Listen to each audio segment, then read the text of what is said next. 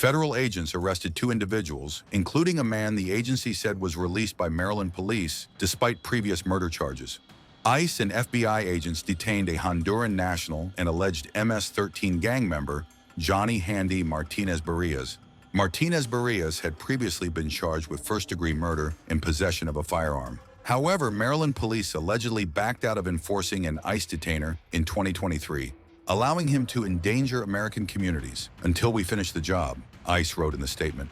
During Martinez-Barillas' capture, ICE found another illegal immigrant in the passenger seat, Danilo Amilcar Escobar, who was deported 3 times since April 2024. Danilo Amilcar Escobar had pending charges for strangulation, domestic battery, and cocaine possession, according to ICE. The arrests come amid a 700% spike in assaults against federal immigration agents compared to 2024 and violent attacks reported this week. U.S. President Donald Trump campaigned for president on the promise of mass deportations that targeted criminals. I will rescue every city and town that has been invaded and conquered, and we will put these vicious and bloodthirsty criminals in jail or kick them the hell out of our country, and fast. To expedite removal of the Trende Aragua and other savage gangs, I will invoke the Alien Enemies Act of, listen to this, 1798. That's an old one. You have to go back that far because as we've grown and grown, our politics and politicians have become weaker and weaker. Our laws don't mean anything. It's so bad what's happening to our country, and we're becoming a very unsafe country, but we're going to be a lot more unsafe when you realize that all of the criminals from every country in the world is being deposited right into our nation, and we're not going to take it.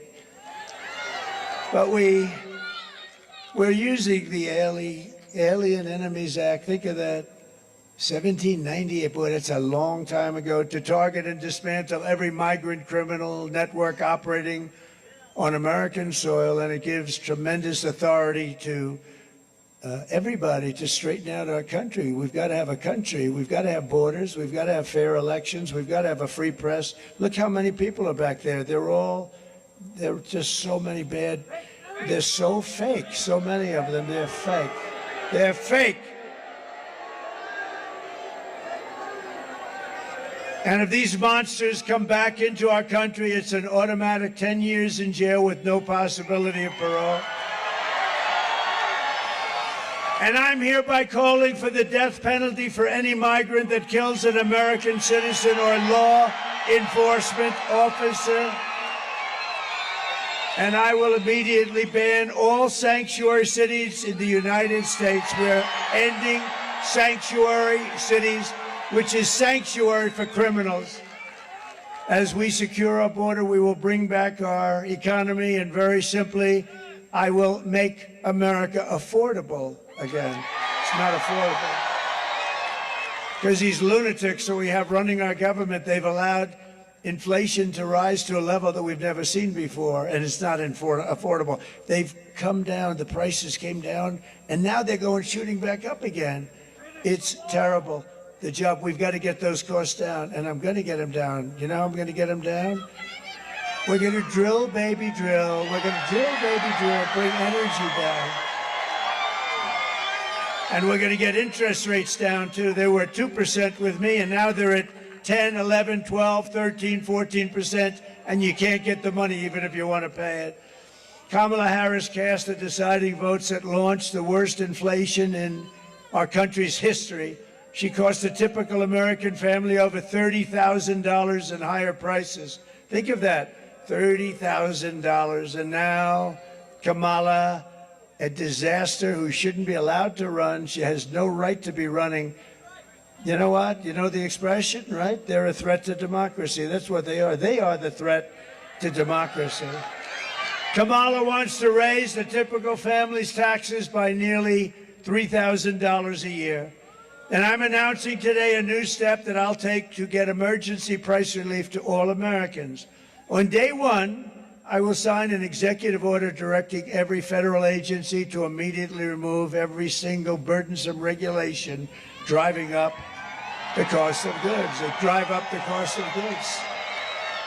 We have so many regulations that hurt our country. I cut more regulations ×4 than any president in the history of our country.